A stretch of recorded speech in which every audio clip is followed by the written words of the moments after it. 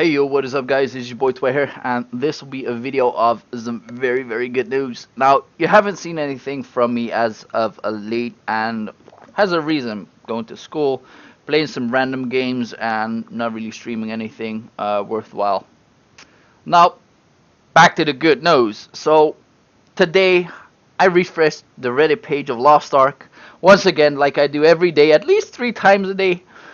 And I found myself something awesome. Now, let's get into it straight away, guys. Now, not to tease you all that much, this is CM Risha's development letter. Now, back in the day when CBT 2 was announced, CM Risha, which is the community manager of the Korean scene of Lost Ark, um, it had about multiple parts, and right now is the part where they explain a lot of shit that they added and the feedback that they've sort of addressed and how they've addressed it. Now, I'm going to tell you straight off the bat, anything else will be into either part 2 or part 3. So for an actual date, we still have to wait. I'm guessing it will be either next week or the week after, because if you look at the transition from CBT1 to CBT2, it was CBT1, a year, then first letter, a week, second letter, and then the actual date within like 2 weeks. It was like insanely fast. I had to reschedule like everything. It was crazy.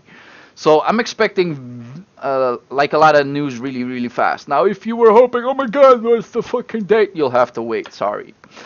But for now, I'd like to go over the changes and the development note from a gaming standpoint. Now, I did not play CBT1. I did play CBT2, so I do have some insider information to share with you guys. Now, if you look at the development stage, what they added, they said like, okay, CBT1, like I said, a year transition. CBT2, almost a year transition. Now CBT3. Now, they have to do some rebalancing, and hopefully it won't take another year, because my god, somebody will probably like kill somebody. Like, this post, I laughed so hard, was posted this week, and it said like, oh my god, for the love of god, hurry the fuck up or set an estimated time. Like, he was angry, and so are, I assume, a lot of people. Now, for the changes that they made, they said something about the battle, which I do understand. For close combat classes, there were a lot of bosses that could either flinch you, stun you, or whatsoever, and it was actually not that fun to play a close combat class. Like, for instance, if you were a battle master, you could very much do a lot of skills, but you had a lot of time to run away. Now, also, they said something about the flow of battle, because you did not have a lot of skills to do, and they said they addressed it as well, like either lowered the cooldowns or put in some other skill. I'm not quite sure how they will manage that, because just running, hitting, and everything just gets, like, the flow of the gameplay, it just diminishes instantly. Now, what they changed up is the cancellation of skills. It will change a little bit, and here is where they actually just say how. Now, your get up trinket, which is basically a counter to several moves, will be almost instantly, and it will work automatically. I'm not quite sure how they will add it, but we'll have to see about that. The crowd control systems have improved. Now, hopefully this is a slight transition which they have done to Blade of Soul. So you have a bigger boss, you have like several bars underneath it, you have to do a certain type of stun for like 2 times, 3 times to stun the boss. Or you have a bar which indicates like, okay, how far is the stun going on? That way you actually know like, okay, I can go total ape shit on the boss right now and get everything that he's wanted to do out of the way. So it changes up the gameplay by a lot. For instance, check it out. A boss is about to do his heaviest move or whatever, but you guys have just waited long enough with a stun gouge or whatever, and the moment he starts or winds up his move, you just stun him like, no, puta, stop, and they like it adds a lot of gameplay, but we'll have to see how this will actually turn out to be. Attack motion reflexes. Now, I'm not quite sure how they said this, but they said like we adjusted the frequency of skill usage for monsters in the leveling phase.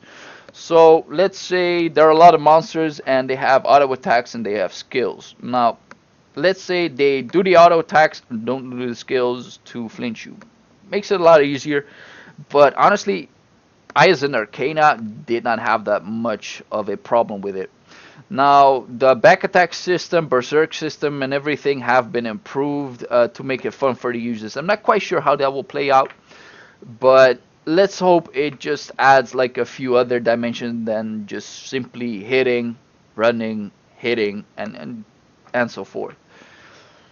Another thing which definitely bothered me during the whole storyline was the Anich island. Now, for those of you who don't know, you get onto an island. It starts off like, oh, there's this tournament of power, like Dragon Ball Z, right?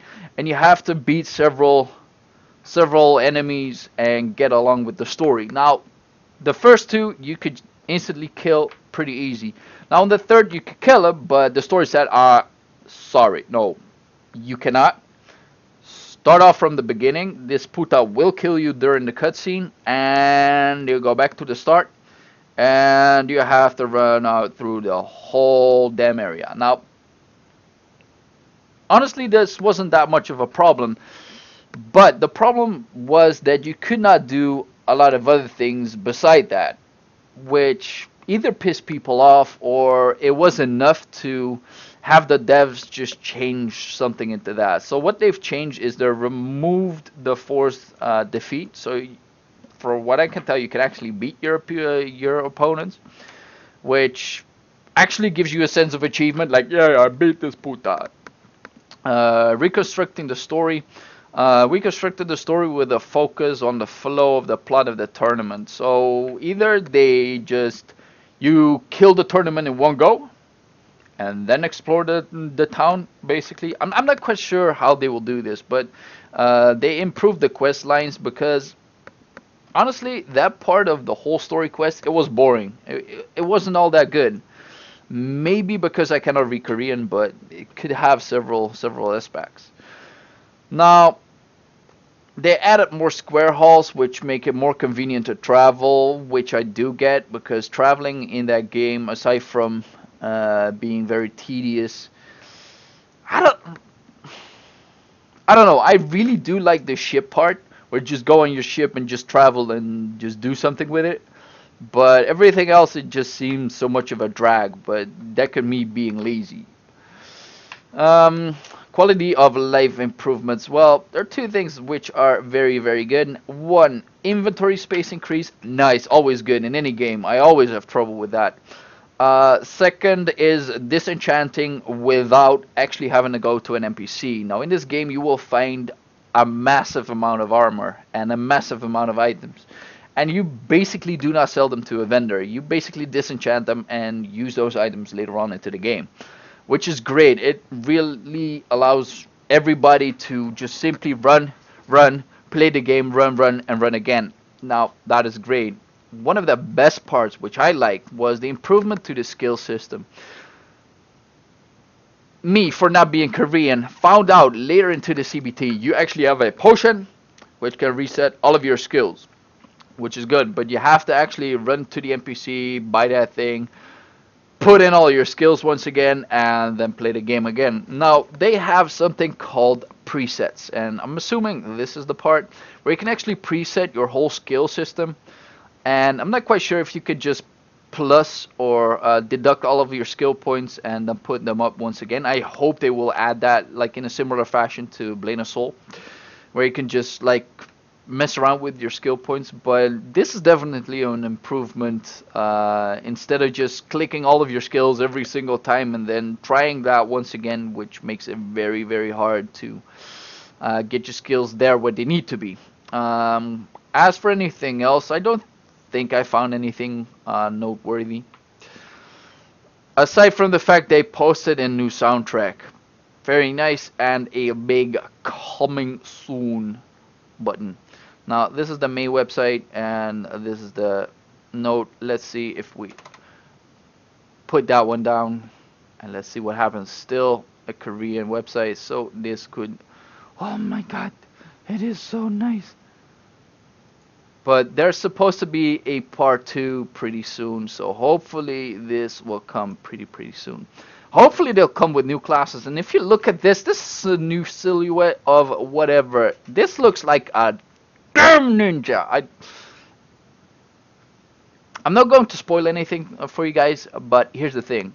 I know Pirate will be part of this game, and we've already seen a few teasers of how these classes will actually look like. Like I was talking about this Tournament of Power thing, there were actually a few bosses which could potentially be new classes.